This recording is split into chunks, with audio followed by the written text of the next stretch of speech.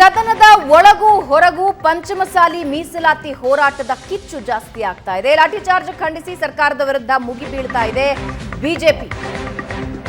ಶಾಸಕ ಯತ್ನಾಳ್, ಸಿಸಿ ಪಾಟೀಲ್, ಅರವಿಂದ್ ಬೆಲ್ಲದ ನೇತೃತ್ವದಲ್ಲಿ ಹೋರಾಟ. ಲಾಠಿ ಚಾರ್ಜ್ ವಿರುದ್ಧ ಖಂಡನಾ ನಿರ್ಣಯ ಮಂಡಿಸುವಂತೆ ಪಟ್ಟು ಸಾಧ್ಯತೆ.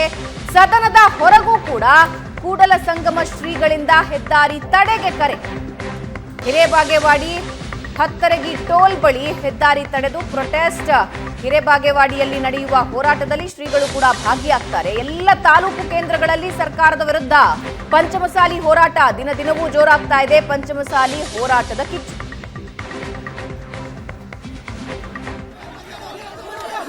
ಮೊನ್ನೆ ನಡೆದ ಪ್ರತಿಭಟನೆಯ ಸಂದರ್ಭದ ಲಾಠಿ ಚಾರ್ಜ್, ಕಲ್ಲು ತೂರಾಟವನ್ನ ನೀವೆಲ್ಲರೂ ನೋಡಿದ್ದೀರಾ. ಹಲವಾರು ಜನ ಗಾಯಗೊಂಡಿದ್ರು. ಐಜಿಪಿ ಹಿತೇಂದ್ರ ಸ್ವತಃ ಅಖಾಡಕ್ಕಿಳಿದಿದ್ರು. ಇದಾದ ಮೇಲೆ ಗುಂಪು ಚದುರಿಸಿದ್ರು. ಗುಂಪಾಗಿ ರಸ್ತೆ ತಡೆ ನಡೆಸಿ ಪ್ರತಿಭಟನೆ ಮಾಡಿದ್ರು. ಈಗ ಪ್ರತಿಭಟನೆಯಲ್ಲಿ ಭಾಗಿಯಾಗಿದ್ದ ಹಲವರ ವಿರುದ್ಧ ಎಫ್ಐಆರ್ ದಾಖಲಾಗಿದೆ. ಅದನ್ನ ಖಂಡಿಸಿ ಹೆದ್ದಾರಿ ತಡೆದು ಪ್ರೊಟೆಸ್ಟ್ ಮಾಡೋದಕ್ಕೆ ಕರೆ ನೀಡಿದ್ದಾರೆ.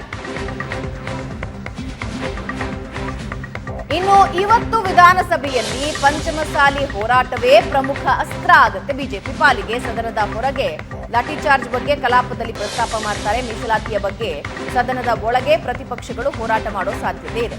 ಪ್ಲಾನ್ ಹಾಕೊಂಡಿದ್ದಾರೆ. ಪ್ರತಿಪಕ್ಷಗಳ ಅಸ್ತ್ರಕ್ಕೆ ಆಡಳಿತ ಪಕ್ಷದಿಂದಲೂ ತಿರುಗೇಟು. ಲಾಠಿ ಚಾರ್ಜ್ ಮಾಡಿದ ಕ್ರಮವನ್ನ ಸರ್ಕಾರ ಸಮರ್ಥಿಸಿಕೊಳ್ಳುತ್ತೆ. ಮೀಸಲಾತಿ ಕುರಿತು ಹಿಂದಿನ ಬಿಜೆಪಿ ಸರ್ಕಾರದ ಕ್ರಮದ ಬಗ್ಗೆ ಕಾಂಗ್ರೆಸ್ ಪ್ರಸ್ತಾಪ ಮಾಡೋದಿದೆ. ರಾಜ್ಯ ಸರ್ಕಾರದ ನಡೆಯಿಂದ ಸದನದಲ್ಲಿ ಇವತ್ತು ಕೋಲಾಹಲ. ಗ್ಯಾರಂಟಿ ಸಮಸ್ಯೆ ಬಗೆಹರಿಸುವ ನಿಟ್ಟಿನಲ್ಲಿ ಸಂಧಾನವಾಗುವ ಸಾಧ್ಯತೆಗಳು ಬಹಳ ಕಮ್ಮಿ ಇದೆ.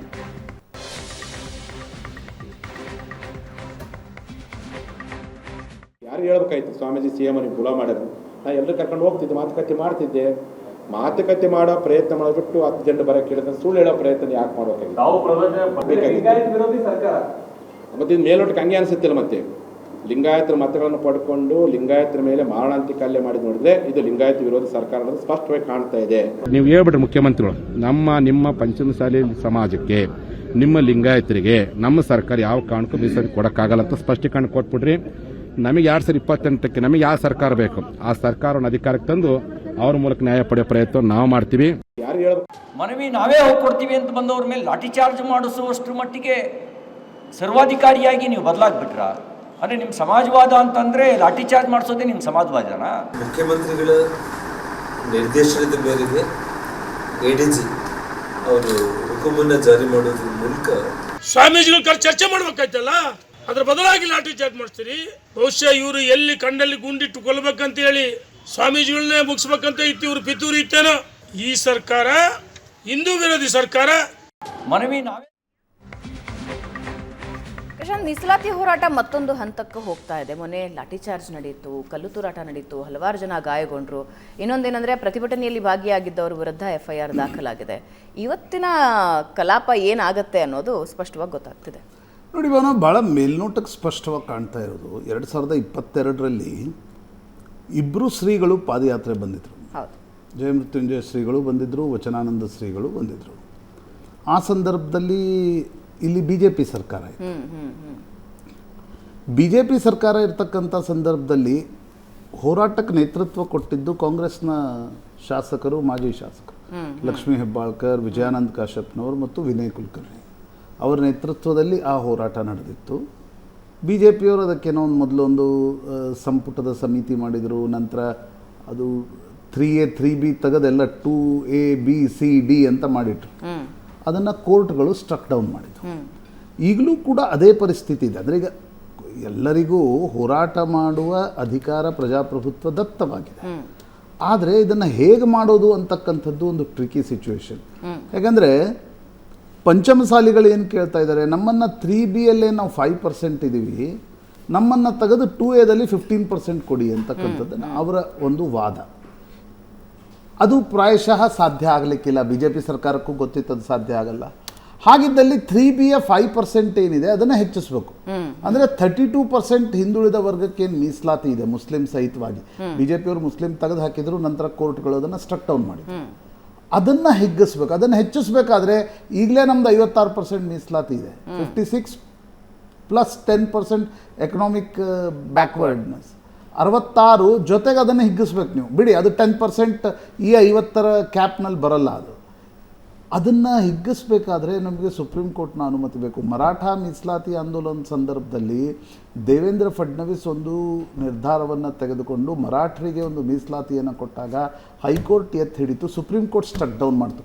ಸುಪ್ರೀಂ ಕೋರ್ಟ್ ಆಗ ಮರಾಠ ಮೀಸಲಾತಿ ಸ್ಟ್ರಕ್ ಡೌನ್ ಮಾಡಿದಾಗ ಕೊಟ್ಟ ರೀಸನಿಂಗ್ ಏನು? ಒಂದು 50% ಕ್ಯಾಪ್ ನಾವು ಮೀರ್ಲಿಕ್ಕೆ ಬಿಡಲ್ಲ, ನಂಬರ್ 1, ಯಾಕಂದರೆ ಸುಪ್ರೀಂ ಕೋರ್ಟ್ನ ಕಾನ್ಸ್ಟಿಟ್ಯೂಷನ್ ಬೆಂಚ್ ಜಡ್ಜ್ಮೆಂಟ್ ಇದೆ. ಎರಡನೇದು, ನಿಮ್ಮ ಬಳಿ ಎಂಪಿರಿಕಲ್ ಡಾಟಾ ತೋರಿಸಿ ಅಂತ. ಹೌದಪ್ಪ, ಮರಾಠರು ಹಿಂದುಳಿದಿದ್ದಾರೆ ಅನ್ನೋದನ್ನು ಹೇಗೆ ತೋರಿಸ್ತೀರಿ? ಎಷ್ಟು % ಹಿಂದುಳಿದಿದ್ದಾರೆ? ನಿಮ್ಮ ಹತ್ರ ಏನಾದರೂ ಸಮೀಕ್ಷೆಗಳಿವೆ ಅಂತ. ಹಾಗಿದ್ದಲ್ಲಿ ಕರ್ನಾಟಕದಲ್ಲಿ ಪುನರಪಿ ಈಗ ಅದೇ ಪ್ರಶ್ನೆ ಎದುರಾಗತ್ತೆ ಪಂಚಮಸಾಲಿಗಳಿಗೆ. ನೋಡಿ, ಈ ಹೋರಾಟ ಹೇಗೆ ಶುರು ಆಯಿತು ಅನ್ನೋದನ್ನು ಸ್ವಲ್ಪ ನೋಡಿದಾಗ, ಪಂಚಮಸಾಲಿಗಳು ಯಾರು ಪಂಚಮಸಾಲಿಗಳು ಅಂತ ನೋಡಿದಾಗ, ಬಸವಣ್ಣನವರ ಸಂದರ್ಭದಲ್ಲಿ ಬಹುತೇಕ ಜಾತಿಗಳಿಗೆ ಲಿಂಗ ದೀಕ್ಷೆಯನ್ನು ಕೊಡಲಾಯಿತು. ಆಗ ಜೈನರನ್ನ ಪಂಚಮರು ಅಂತ ಕರಿತಿದ್ರು ಅಂತ ಹೇಳ್ತಾರೆ, ಗೊತ್ತಿಲ್ಲ. ಈಗ ಡಾಕ್ಟರ್ ಎಂ ಕಲಬುರ್ಗಿ ಅವ್ರ ಭಾಷಣ ಕೇಳಿದ್ದೆ ನಾನು, ಅದರಲ್ಲಿ ಅವ್ರು ಹಂಗೆ ಹೇಳ್ತಾ ಇದ್ರು. ಕೃಷಿ ಚಟುವಟಿಕೆಗಳಲ್ಲಿ ಯಾರು ನಿರತರಾಗಿದ್ದಾರೆ, ಲಿಂಗಾಯತರಲ್ಲೂ ಏನಾಯಿತು, ಬಸವಣ್ಣನವರ ನಂತರ ಈಗ ವ್ಯಾಪಾರಿ ಬನಿಯಾಗಳು ಬಂದರು, ಬಣಜಿಗರಾದರು. ಬಹುತೇಕ ಬ್ರಾಹ್ಮಣರು ಕೂಡ ಲಿಂಗ ದೀಕ್ಷೆಯನ್ನು ಪಡೆದ್ರು. ಅಂದರೆ ಈಗ ಜಂಗಮರಾದರು, ಮಾದರು ಬಂದರು, ಸಾದರಾದರು. ಹೀಗೆ ಆಯಾ ಜಾತಿಗಳು ಬಂದರೂ ಕೂಡ ನಂತರ ಕಸುಬು ಇದರಲ್ಲೇ ಮತ್ತು ಅಲ್ಲೇ ಲಿಂಗಾಯತರಲ್ಲೇ ಕೂಡ ಲಿಂಗಾಯತ ಬಣಜಿಗ, ಲಿಂಗಾಯತ ಗಾಣಿಗ, ಲಿಂಗಾಯತ ಸಾದ್ರು, ಹೀಗೆಲ್ಲ ಶುರು ಆಯಿತು. ಪಂಚಮಸಾಲಿಗಳು ಮೂಲ ಕೃಷಿ ವೃತ್ತಿಯನ್ನು ಮಾಡೋರು. ಭೂಮಿ ಹಸನ್ಗೊಳಿಸೋದು, ಬಿತ್ತೋದು, ಉತ್ತೋದು, ಬಿತ್ತೋದು, ನಂತರ ಬೆಳೆ ತೆಗೆದುಕೊಂಡು ಹೋಗಿ ಮಾರಾಟ ಕೂಡ ಮಾಡುವಂಥ ಅವರನ್ನು ಪಂಚಮಸಾಲಿಗಳು ಅಂತ ಕರೀತಾರೆ. ಸುಮಾರು ಶತಮಾನಗಳಿಂದ ಪಂಚಮಸಾಲಿಗಳು ನಡ್ಕೊಳ್ತಾ ಇದ್ದದ್ದು ಈ ಪಂಚಪೀಠಗಳಿಗೆ, ಉಜ್ಜಯಿನಿ, ಕಾಶಿ, ಶ್ರೀಶೈಲ, ರಂಭಾಪುರಿ ಮತ್ತು ಕೇದಾರ, ಈ ಮಠಗಳಿಗೆ. ವಾಜಪೇಯಿ ಸರ್ಕಾರ ಇದ್ದಾಗ ಏನಾಯಿತು ಅಂದರೆ, ಈ 5 ಶ್ರೀಗಳು ವಾಜಪೇಯಿ ಅವ್ರನ್ನ ಭೇಟಿಯಾಗಲಿಕ್ಕೆ ಹೋದ್ರು ಕೇಂದ್ರಕ್ಕೆ, ದಿಲ್ಲಿಗೆ. ಅವ್ರು ಕೇಳಿದ್ರು, ಇಲ್ಲ ನಮಗೆ ಬೇಡ ಜಂಗಮ SC ಸರ್ಟಿಫಿಕೇಟ್ ಕೊಡಿ ಅಂತ. ಯಾರು? ಜಂಗಮರು ಕೇಳಿದ್ರು, ನಮಗೆ ಬೇಡ ಜಂಗಮ SC ಸರ್ಟಿಫಿಕೇಟ್ ಕೊಡಿ ಅಂತ. ಆಗ ಪಂಚಮಸಾಲಿಗಳ ನಾಯಕರು, ಇದೇ ವಿಜಯಾನಂದ ಕಾಶ್ಯಪ್ನವ್ರ ತಂದೆ ಕೇಳಿದ್ರು, ನಾವೆಲ್ಲ ನಿಮ್ಗೆ ನಡ್ಕೊಳ್ತೀವಿ, ನಾವು ಬೇಡ ಜಂಗಮ, ನಾವು SC ಅಂತ ಕೇಳ್ತಾ ಇದ್ದೀರಿ, ಹಾಗಾದರೆ ನಾವೇನು ಮಾಡ್ತಾ ಇದ್ದೀವಿ ಅಂತ ಅವರು ಹೋದರು ಪಂಚಮಸಾಲಿಗಳು. ನಮಗೆ ಕೇಂದ್ರದ OBC ಪಟ್ಟಿಯಲ್ಲಿ ನಮಗೆ ಸ್ಥಾನ ಬೇಕು ಕೊಡಿ ಅಂತ. ಯಾಕಂದರೆ ದೇವೇಗೌಡರು ಒಕ್ಕಲಿಗರನ್ನು ಸೇರಿಸಿದ್ರು, ಕುಂಚಟಿಗರನ್ನು ಬಿಟ್ಟು ಒಕ್ಕಲಿಗರ ಏನಿದ್ದಾರೆ ಅವರನ್ನು ಕೇಂದ್ರದ OBC ಪಟ್ಟಿಯಲ್ಲಿ ದೇವೇಗೌಡರು ಸೇರಿಸಿದ್ರು. ಆದರೆ ಲಿಂಗಾಯತರನ್ನು OBC ಪಟ್ಟಿಯಲ್ಲಿ ಸೇರಿಸಿರಲಿಲ್ಲ. ಹೀಗಾಗಿ ಅವ್ರೇನು ಹೇಳಿದ್ರು, ಇಲ್ಲ ನಮ್ಗೆ ಪಂಚಮಸಾಲಿಗಳು ಹೋಗಿ ಕೇಳಿದ್ರು, ನಮಗೂ ಕೇಂದ್ರದ OBC ಪಟ್ಟಿಯಲ್ಲಿ ಸ್ಥಾನ ಕೊಡಬೇಕು, ನಾವು ಹಿಂದುಳಿದಿದ್ದೀವಿ, ಕೃಷಿ ಗ್ರಾಮೀಣ ಆರ್ಥಿಕತೆ ಕುಸಿತಾ ಇದೆ, ಕೃಷಿ ಚಟುವಟಿಕೆ ಇಲ್ಲ, ಆ ಕಾರಣದಿಂದ ನಮಗೆ ಅವಕಾಶ ಕೊಡಬೇಕು ಅಂತ. ಮೀನ್ವೈಲ್ ಯಡಿಯೂರಪ್ಪನವರ ಸರ್ಕಾರದ ಸಂದರ್ಭದಲ್ಲಿ ಏನು 2008ರಲ್ಲಿ ಯಡಿಯೂರಪ್ಪನವ್ರು ಬಂದರು, ಅವರು ಈ ಬೇಡಿಕೆಯನ್ನು ಕೇಂದ್ರಕ್ಕೆ ಕಳಿಸಿದ್ರು. ಆದರೆ ಅದರ ಜೊತೆಗೆ ಏನಾಯಿತು, ಜಗದೀಶ್ ಶೆಟ್ಟರ್ ಮುಖ್ಯಮಂತ್ರಿ ಇದ್ದಾಗ ಅಂದರೆ, ಈಗ ಲಿಂಗಾಯತ ಬಣಜಿಗ 3BL ಬರ್ತಾರೆ, ಹಿಂದೂ ಬಣಜಿಗ ಅಂತ ನೀವು ಹಾಕಿ, ಹಿಂದೂ ಗಾಣಿಗ ಅಂತ ಹಾಕಿ 2Aದಲ್ಲಿ ಬರ್ತಾರೆ. ಹೀಗಾಗಿ ಅನೇಕ ಸಮುದಾಯಗಳವ್ರು ಏನು ಮಾಡಿದ್ರು, ಸರ್ಟಿಫಿಕೇಟನ್ನು ಹಿಂದೂ ಗಾಣಿಗ, ಹಿಂದೂ ಬಣಜಿಗ, ಹಿಂದೂ ಕುಂಬಾರ, ಅಂದರೆ ಅವ್ರು ಲಿಂಗಾಯತ ಅಂದ ತಕ್ಷಣ 3BL ಬರ್ತಾ ಇದ್ರು, ಅವರು 2Aಗೆ ಮೂವ್ ಆದರು. ಅಲ್ಲಿ ಮೂವ್ ಆಗದೇ ಇದ್ದವ್ರು ಯಾರು? ಮೂವ್ ಆಗ್ಲಿಕ್ಕೆ ಸಾಧ್ಯ ಆಗದೇ ಇದ್ದವ್ರು ಪಂಚಮಸಾಲಿ. ಹೀಗಾಗಿ ಪಂಚಮಸಾಲಿ ಮೀಸಲಾತಿ ಹೋರಾಟ ಶುರುವಾಯಿತು. ನಮ್ಮ ಸಂಖ್ಯೆ ಜಾಸ್ತಿ ಇದೆ, ನಾವು ಒಂದು 85 ಲಕ್ಷ ಕರ್ನಾಟಕದಲ್ಲೇ ಇದ್ದೀವಿ, ಇಡೀ ದೇಶದಲ್ಲಿ ಸೇರಿ 31-40 ಇದ್ದೀವಿ, ಮಹಾರಾಷ್ಟ್ರದಲ್ಲಿ ಒಂದು 40 ಲಕ್ಷ, ಬೇರೆ ತಮಿಳುನಾಡು, ಆಂಧ್ರ ಪ್ರದೇಶ್ ಹೀಗಿದ್ದೀವಿ. ಹಾಗಾಗಿ ನಮಗೆ ಮೀಸಲಾತಿ ಜಾಸ್ತಿ ಕೊಡಿ ಅಂತಕ್ಕಂಥದ್ದು. ಆದರೆ ಅದರಲ್ಲಿ ಟ್ರಿಕಿ ಸಿಚುವೇಶನ್ ಏನಿದೆ ಅಂತಂದರೆ, ನೀವು 3B ಈಗ ನೋಡಿ, ಪಂಚಮಸಾಲಿಗಳು ಮೂಲತಃ ಲ್ಯಾಂಡ್ ಲಾರ್ಡ್ಗಳು. ನೀವು ಅವ್ರಿಗೆ ರಾಜಕೀಯ ಅಧಿಕಾರ ಇಲ್ವಾ?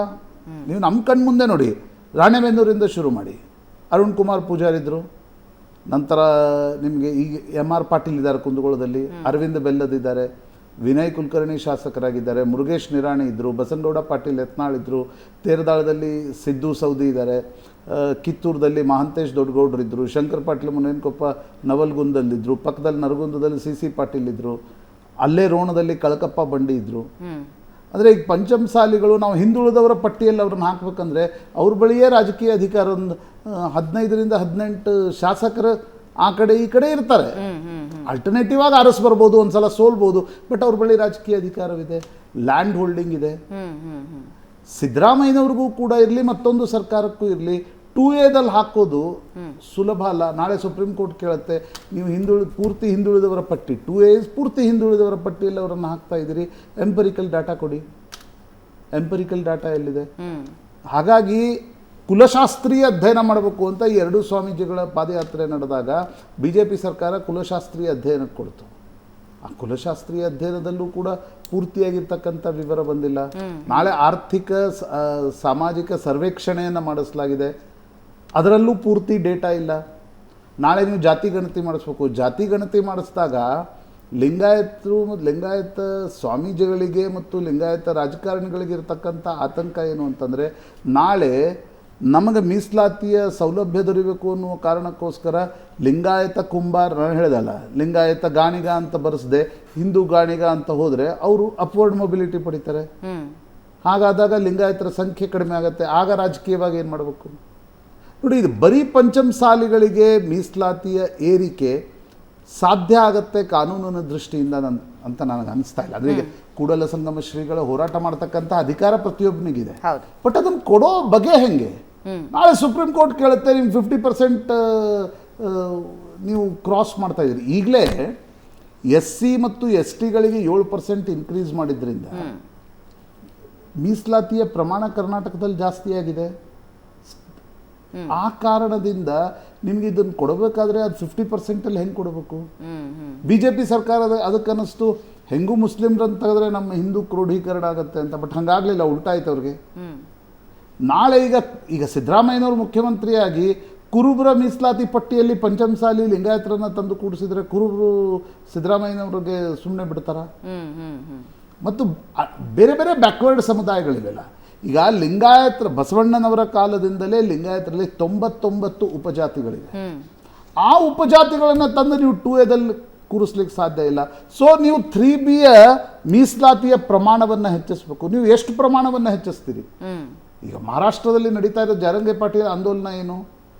ಈಗ ಜಾಟ್ರ ಆಂದೋಲನ ನಡೀತು, ಪಟೇಲ್ರ ಆಂದೋಲನ ನಡೀತು. ಯಾಕೆ ಕೇಂದ್ರ ಸರ್ಕಾರ ಎಕನಾಮಿಕ್ ಬ್ಯಾಕ್ವರ್ಡ್ನೆಸ್ ಅನ್ನು ತಂತು 10%?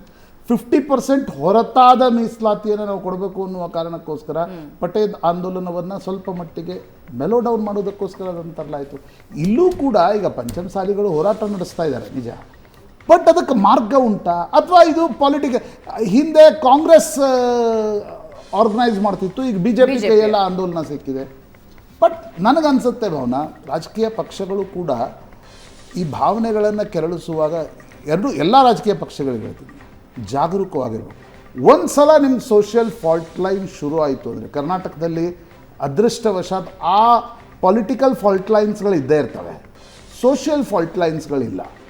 ಅದು ಒಂದು ಬಾರಿ ಏನಾದರೂ ಶುರು ಆದರೆ, ನೀವು ಹಿಂದುಳಿದವರ ಪಟ್ಟಿಯಲ್ಲಿ ಲಿಂಗಾಯತರನ್ನು ತರೋದು, ಲಿಂಗಾಯತರ ಮೀಸಲಾತಿಯನ್ನು ಹಿಗ್ಗಿಸ್ತೀವಿ ಅನ್ನೋ ಆ ರೀತಿಯ ಪ್ರಯೋಗಗಳನ್ನು ಮಾಡಿ ಸೋಷಿಯಲ್ ಫಾಲ್ಟ್ ಲೈನ್ ಶುರು ಆದರೆ it will be dangerous for the state. Right. ಇವತ್ತಿನ ಸದನ ಅಂತೂ ಹೇಗಿರುತ್ತೆ ಹಾಗೂ ಬೆಳಗಾವಿಯಲ್ಲಿ ಸನ್ನಿವೇಶ ಹೇಗಿರುತ್ತೆ ಅನ್ನೋದಂತೂ ಸ್ಪಷ್ಟವಾಗಿದೆ.